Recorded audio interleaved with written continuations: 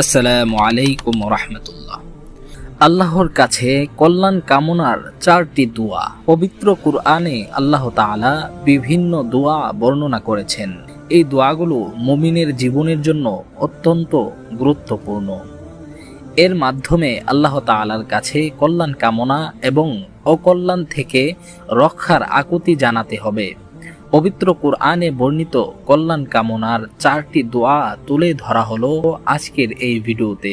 সম্মানিত দর্শক, ভিডিওটি স্কিপ না করে সম্পূর্ণ ভিডিওটি দেখুন এবং কুরআনে বর্ণিত 4টি দোয়া সম্পর্কে জেনে নিন, যেখানে আল্লাহ তাআলা নিজে বান্দাদেরকে কল্যাণ কামনার জন্য দোয়াগুলো রাসূলের মাধ্যমে শিক্ষা দিয়েছেন।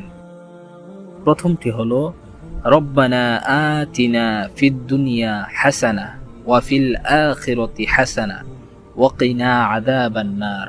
অর্থ হলো, হে আমাদের রব, দুনিয়া ও আখিরাত উভয় জীবনে আমাদের কল্যাণ দান করুন আর জাহান্নামের আযাব হতে আমাদের রক্ষা করুন। সূরা আল বাকারা আয়াত 201।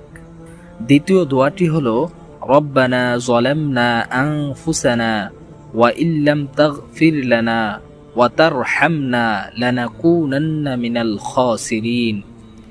অর্থ হলো, হে আমাদের রব, আমরা আমাদের নিজেদের উপর জুলুম করেছি। এখন যদি